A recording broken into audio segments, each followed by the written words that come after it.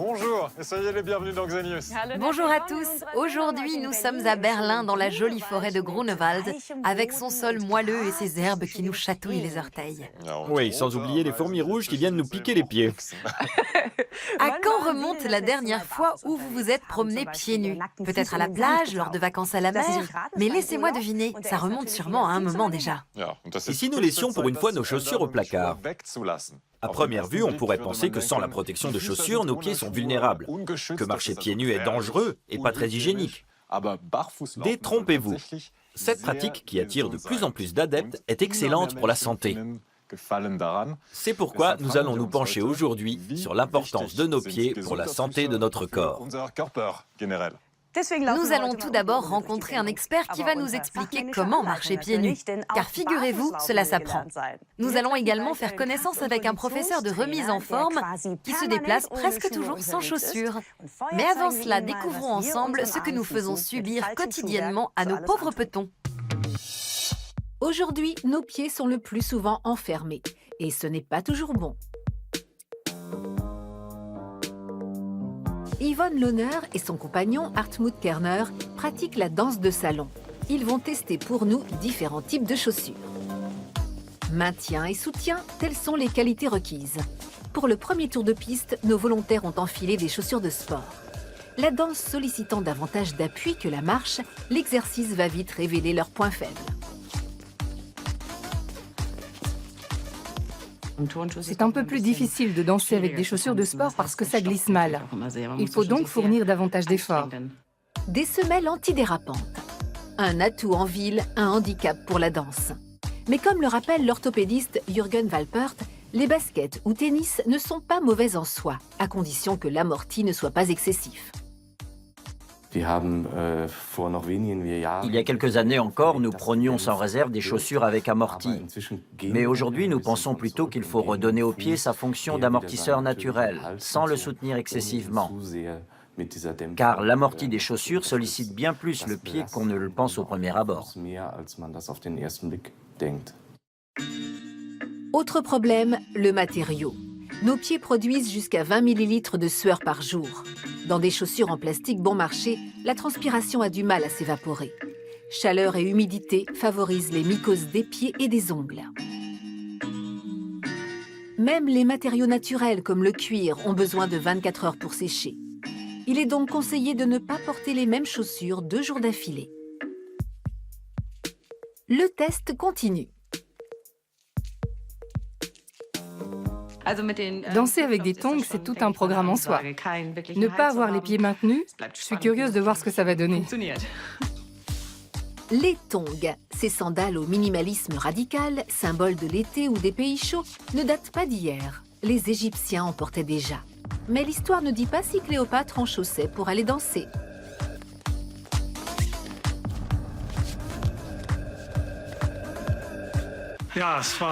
Ça fait une drôle d'impression.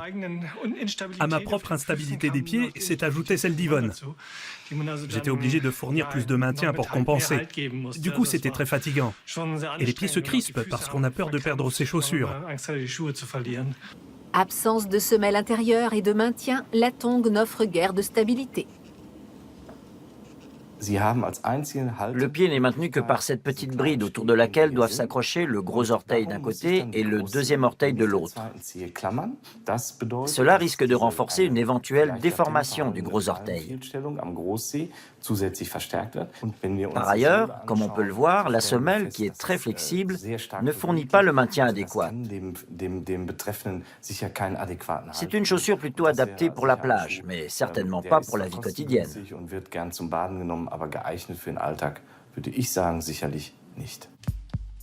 Suite du test. Maintenant, autour des talons hauts. Et oui, le pauvre Hartmut aussi y a droit. Ça va être au sport. Jadis, les hommes aussi portaient des talons hauts. À la cour de Louis XIV, les souliers haut perchés étaient le comble du chic. Ce n'est qu'au début du XXe siècle que cet accessoire deviendra l'apanage des femmes. C'est une sensation inhabituelle de se tenir sur la plante antérieure des pieds. Normalement, on amorce le pas avec une attaque du talon. Alors que là, c'est complètement différent. On n'a plus l'appui du talon. Plus le talon est haut, plus le poids du corps glisse vers l'avant. Avec des talons de 7 cm, la pression sur la plante antérieure s'accentue de 76%. À la longue, les muscles et les tendons peuvent raccourcir. Pour rester en équilibre, le bas du dos se creuse. Le genou est en extension maximale. Les articulations et les muscles jusque dans le dos sont sollicités plus que de raison.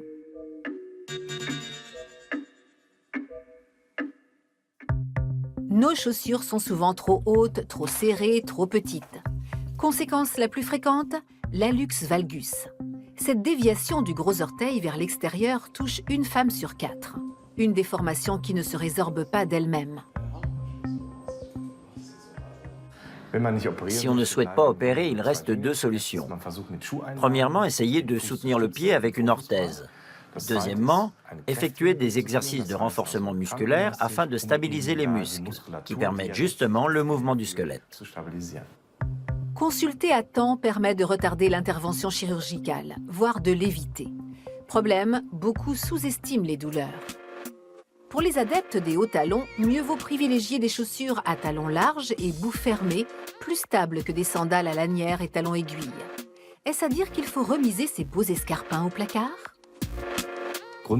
Déconseiller le port de chaussures à talons hauts est irréaliste. C'est un peu comme avec les médicaments, tout est affaire de dosage. La règle est de bien choisir ses chaussures et de ne pas les porter plusieurs jours ou plusieurs heures d'affilée. Cela abîme le pied. Il faudrait de temps en temps marcher pieds nus et porter des chaussures plates. C'est une question de bon sens. Hartmut jure pour sa part qu'on ne l'y reprendra pas de sitôt. Et bonne nouvelle pour les femmes, les chaussures plates aussi sont tendance.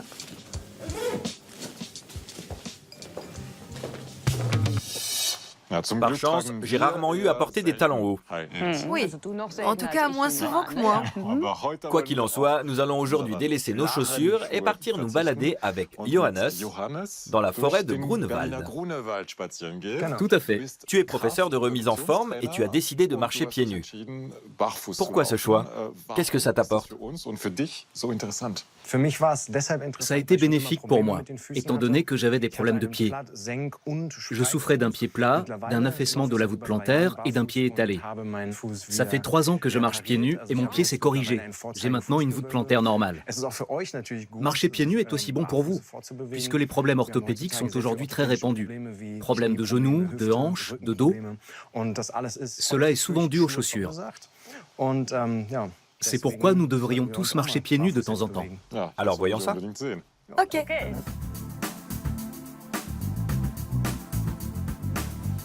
Ah, c'est agréable. Le sol est tout doux et chaud. On sent vraiment la chaleur.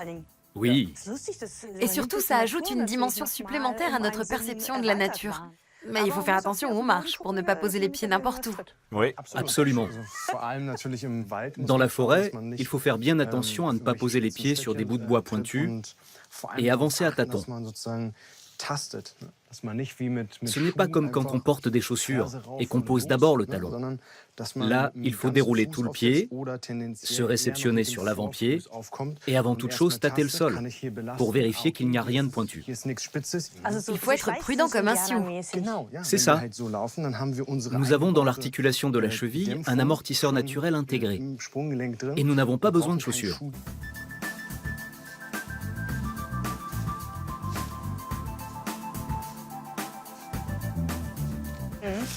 On arrive sur un sol un peu sableux. Ah, ça c'est agréable. Vous pouvez constater par vous-même ce que ça fait de se déplacer sur un sol plus dur. Ah, c'est chouette. et c'est bien chaud. On peut tout à fait marcher pieds nus, mais c'est plus dur, non? On le sent bien. Oui, c'est vrai. Nous allons maintenant bifurquer et passer sur un sol caillouteux. C'est le premier défi, marcher sur du gravier. Avec des petits bouts pointus. Effectivement. Quand on marche ici, il faut évidemment être plus prudent. C'est beaucoup moins agréable de poser le talon sur ce genre de sol.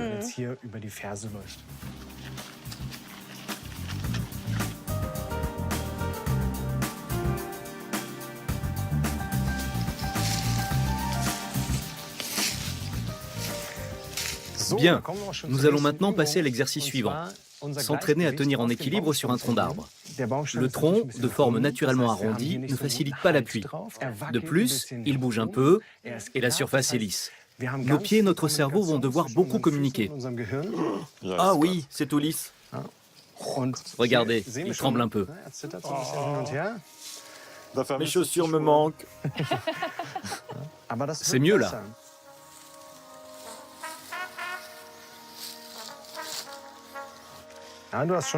Tu as de toute évidence un meilleur sens de l'équilibre.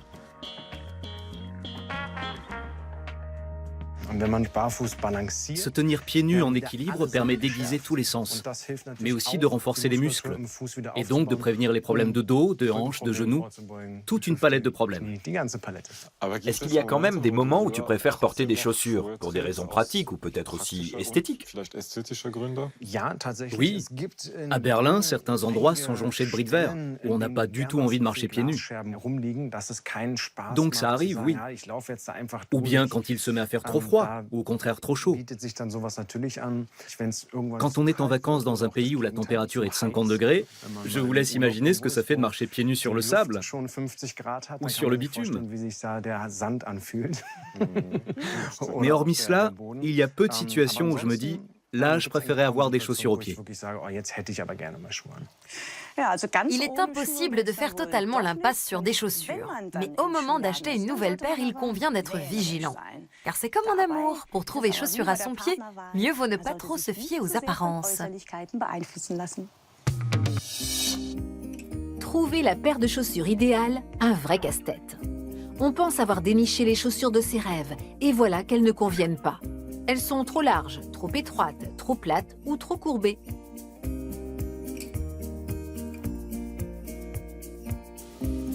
Œil de perdrix, hallux valgus, Sibylle Anne Winold constate tous les jours les ravages d'un mauvais mariage pieds-chaussures. Conseil de base de cette fabricante de chaussures orthopédiques, si un modèle fait mal, n'insistez pas. Les gens sont évidemment influencés par la publicité. Ils veulent des chaussures modernes et se concentrent sur l'aspect esthétique. Certes, une chaussure doit plaire, mais ce serait bien si le pied avait aussi son mot à dire. Mieux vaut donc être à l'écoute de ses pieds pour trouver la chaussure adéquate.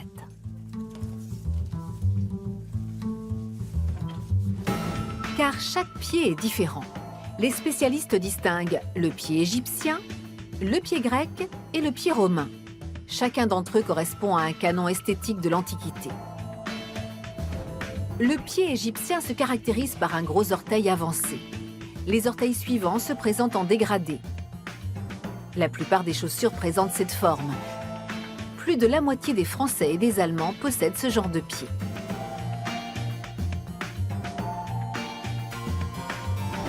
Sur un pied grec, c'est le deuxième orteil qui est le plus long.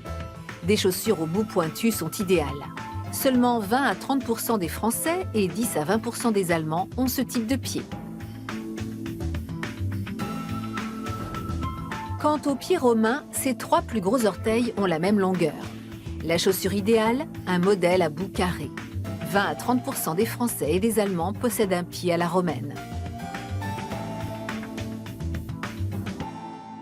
Je pense qu'il est souhaitable, au moment de choisir ses chaussures, de vérifier si le modèle qui plaît correspond aussi à la forme du pied. Trouver la bonne chaussure n'a rien d'évident. En 2009, en Allemagne, on a mesuré les pieds sur un large échantillon de population. Résultat, au cours des dernières décennies, les pieds ne se sont pas allongés, mais diversifiés. Il existe aujourd'hui une large palette de formes, de longueurs et de largeurs. Une autre étude de grande ampleur menée dans les années 60 montrait des pieds globalement plus uniformes. On ne sait pas exactement pourquoi il existe aujourd'hui une plus grande variété de formes de pieds. Quoi qu'il en soit, il serait logique que les fabricants proposent leurs modèles non seulement en différentes longueurs, mais aussi en différentes largeurs. D'après les spécialistes, il faudrait idéalement au moins 6 largeurs par pointure. Mais la réalité est bien différente. Optimisation des coûts oblige, la plupart des fabricants ne proposent qu'une seule largeur. Guère étonnant qu'il soit aussi compliqué de dénicher la bonne paire de chaussures. Alors, que faire? Conseil numéro 1, évaluez bien votre pied. Les chaussures sont plus ou moins larges selon les fabricants. Repérez les marques qui auront la faveur de vos pieds.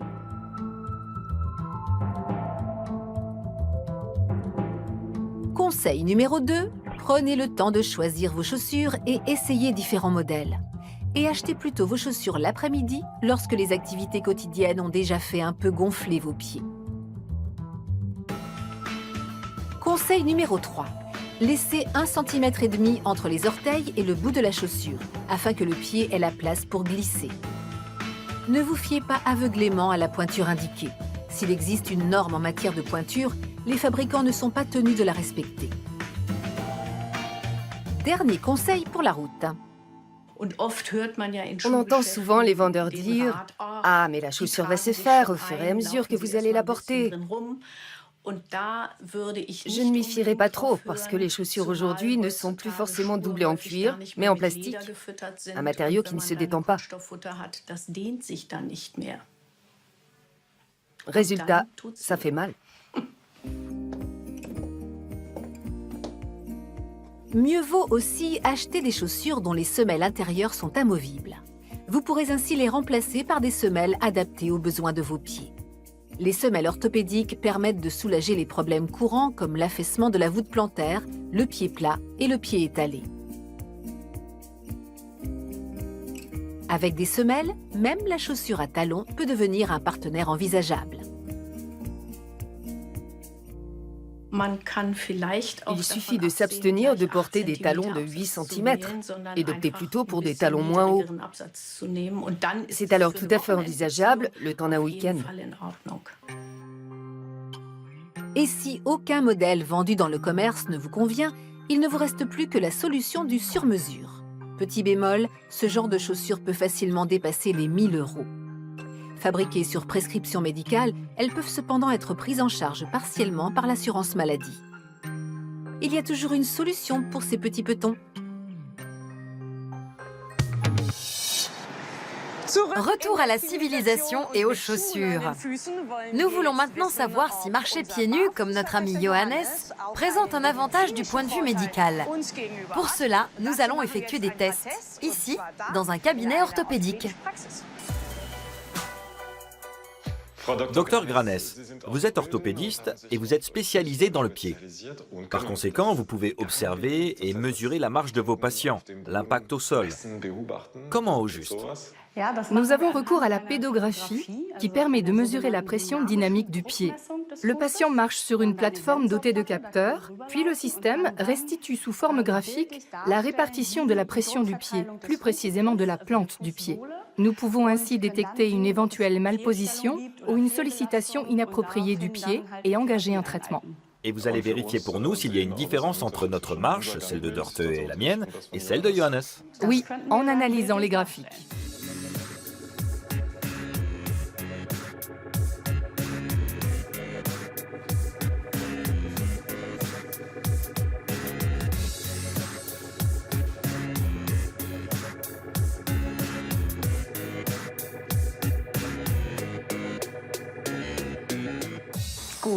Bien, nous allons maintenant passer à l'évaluation.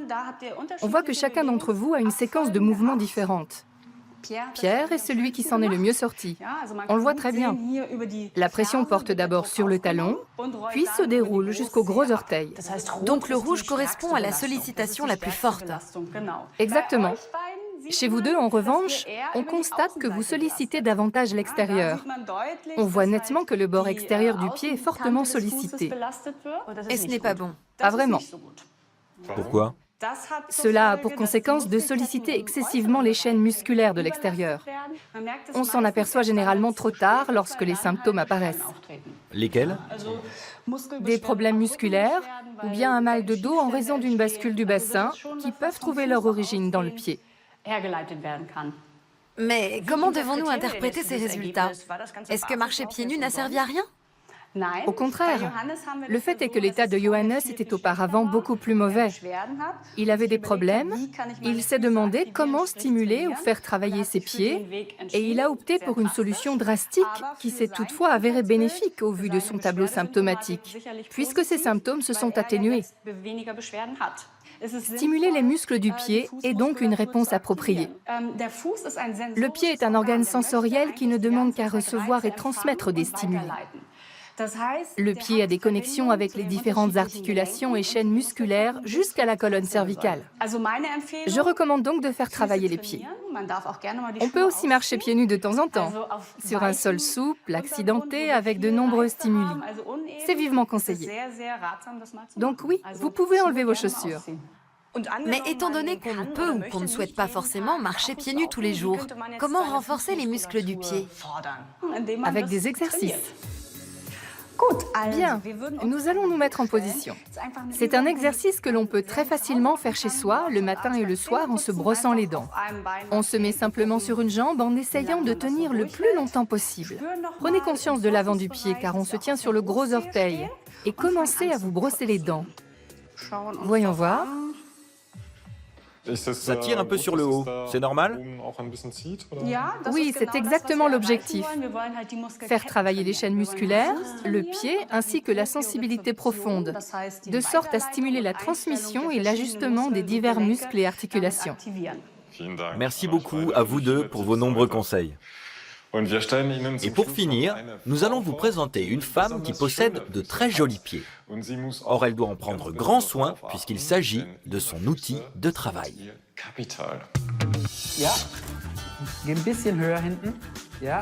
Christina Neucker est mannequin de détail pour l'industrie cosmétique. Ses pieds doivent donc être parfaitement soignés. Une fois par semaine, elle les enduit d'une crème à l'urée qui permet à la fois d'hydrater et de se débarrasser des squames et callosités superficielles. Puis elle enfile des chaussettes pour bien faire pénétrer la crème. Un masque pour les pieds, rapide et efficace. Personnellement, j'adore aller chez la pédicure, mais on peut tout aussi bien se concocter un programme de soins maison. Première étape, le bain de pied. De quoi ramollir la peau et faciliter ensuite l'élimination de la corne. Température idéale, 38 degrés. Les produits pour bain de pied contiennent souvent de l'acide salicylique aux propriétés émollientes.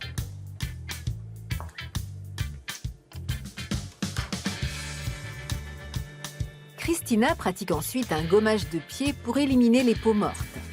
Bon à savoir, on peut aussi utiliser une brosse. Le résultat est tout aussi satisfaisant.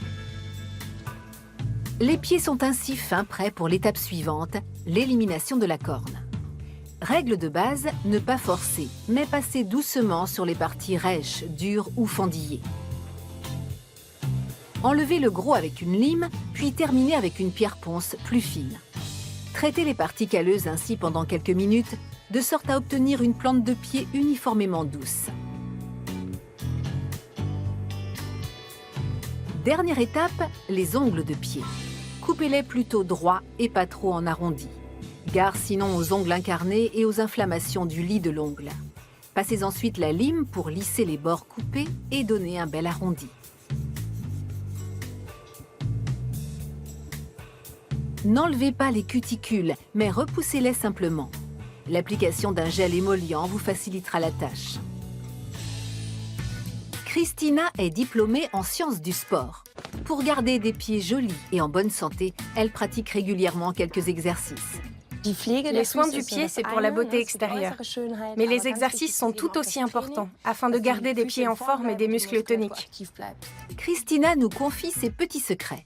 Exercice numéro 1, faire des petits cercles. On peut tourner le pied dans un sens, puis dans l'autre. Ça permet de renforcer les muscles du pied, notamment la cheville, et d'entretenir sa souplesse. L'exercice favorise également la circulation sanguine dans le pied. Exercice numéro 2, en extension sur la pointe des pieds. De beaux pieds, ce sont aussi de beaux mollets. Ils sont dans la continuité. Cet exercice est idéal pour les renforcer. Troisième et dernier exercice, les flexions d'orteils. Un mouvement que les pieds ne font pas naturellement et qui est donc d'autant plus important. C'est un petit exercice, mais qui est très efficace. Quelques exercices et un minimum de soins pour des beaux pieds en bonne santé. Je me rends compte à quel point on fait peu attention à ses pieds en général. On les enferme dans des chaussures plus ou moins confortables, alors qu'ils ont besoin d'autant d'attention et de soins que le reste de notre corps. Je pense qu'à l'avenir, je marcherai plus souvent pieds nus. Mais pas en ville. Ça, je n'y arriverai probablement jamais. Tu n'essaierais pas de te défiler, Pierre? En tout cas, toi, tu as fait ton choix. Oui, et je vais tout de suite partir du bon pied. On verra bien jusqu'où j'irai. Allez, à la prochaine. Tchuss. À la prochaine. Restez curieux. Curieux comme Dorta. Oui, bon, je sais pas si je vais tenir, mais...